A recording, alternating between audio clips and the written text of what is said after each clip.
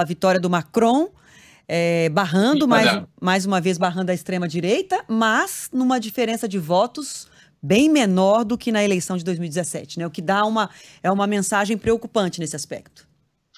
Muito preocupante, Adriana. Vamos tentar colocar num contexto histórico. Há 20 anos, o pai de Marine Le Pen, Jean-Marie Le Pen, foi também para o segundo turno pela primeira vez e causou um terremoto, Adriana. Foi um terremoto político na Europa, na França, e naquele momento Jacques Chirac, que era o candidato, vamos dizer assim, a ser unir basicamente o país, conseguiu 80% dos votos, ou seja, a extrema-direita ficou ali com 19% e Chirac com 80%. Em 2017, vamos saltar, em 2017 Marine Le Pen, já filha, ficou com 33% dos votos, também contra Macron.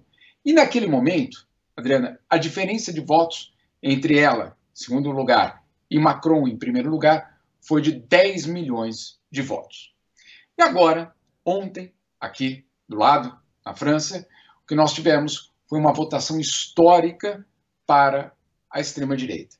Conseguiram 42% dos votos, mas, olha só, Adriana, a diferença entre Macron e ela foi reduzida de 10 milhões de votos em 2017 para só 5 milhões e meio agora, neste fim de semana. Ou seja, foi encurtada pela metade a diferença eu diria, da vantagem de um outro partido em relação à extrema-direita. Não há como negar.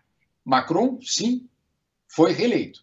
Mas quem venceu o páreo, quem venceu a aposta, foi a extrema-direita, que assume de uma forma definitiva, pelo menos nesse mandato agora, a posição de maior opositor, do grupo de maior oposição ao presidente e normalizando a extrema-direita na França. São esses os elementos que deixam os analistas e o resto da Europa, Adriana, muito preocupados. E que tudo isso vai exigir de Macron um governo diferente do primeiro, né? E ele próprio diz isso em discurso, impediu vaias a Marine Le Pen e depois ele próprio diz que entendeu esse recado das urnas e que tem que fazer um governo agora, para mais 5 anos, diferente do que foram os últimos 5. E só para complementar, Jamil, mais do que a extrema-direita, a ideia nacionalista também recebeu um apoio elevado dos eleitores, né? Porque a gente não pode esquecer que a ideia nacionalista, ou seja, mais França e menos Europa, também é defendida pela extrema-esquerda. Tanto, né? Que ela herdou alguns votos da extrema-esquerda. Tanto que ela herdou alguns votos da extrema-esquerda, é isso. Exatamente isso, Fábio, Adriana. Olha, curioso, o Jean-Luc Mélenchon, da extrema-esquerda, que quase passou para o segundo turno, ele teve uma votação importante, eu diria. Também foi recorde para a sua própria campanha. E aí o que ele viu no segundo turno foi que, apesar da sua recomendação para que votasse por Macron, 17% do seu eleitorado migrou para o outro lado do espectro, ou seja, passou da extrema esquerda para a extrema direita. O que revela que, claro, você tem aí um grupo que não está tão preocupado, um grupo de eleitores que não está tão preocupado na ideologia desses candidatos, mas sim no que eles representam. O que eles representam?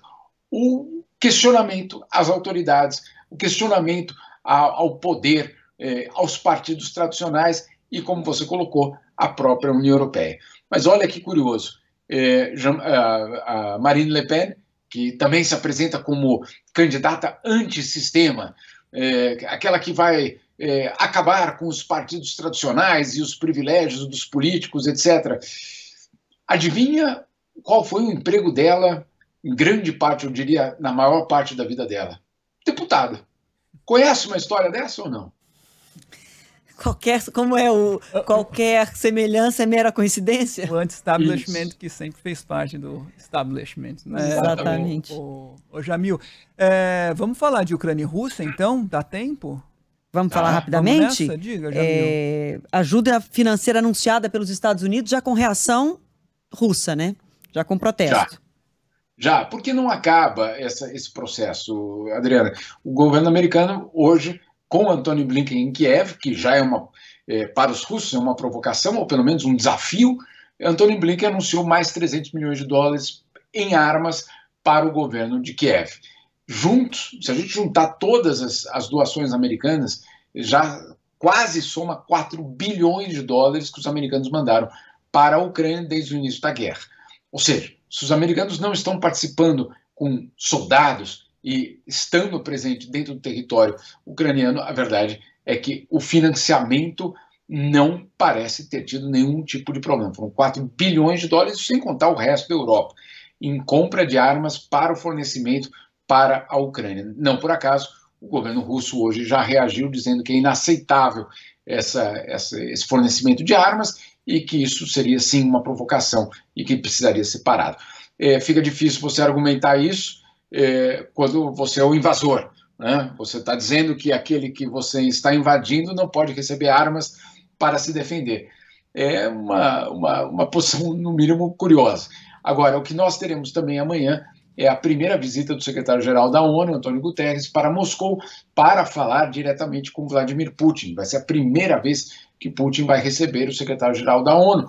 Ainda é muito cedo para falar numa mediação, mas pelo menos é esperança de que canais de comunicação possam ser restabelecidos, os canais que foram basicamente anulados nas últimas semanas e que, claro, viu a guerra ganhar força. Para completar, o governo britânico hoje anunciando que, pelos seus cálculos, 15 mil soldados russos já morreram na guerra em 2 meses. Esses são os dados do governo britânico. Vale lembrar, a Rússia não confirma esses dados, mas o governo britânico indicando que a estimativa é 15 mil soldados russos mortos e 2 mil veículos ou equipamentos militares russos destruídos. Isso inclui 60 aviões e helicópteros.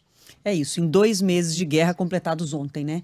Obrigada, Jamil. Amanhã, então, você volta dando as notícias pra gente dessa possibilidade de estipular, de estabelecer um novo canal de diálogo. Tomara. Obrigada, viu?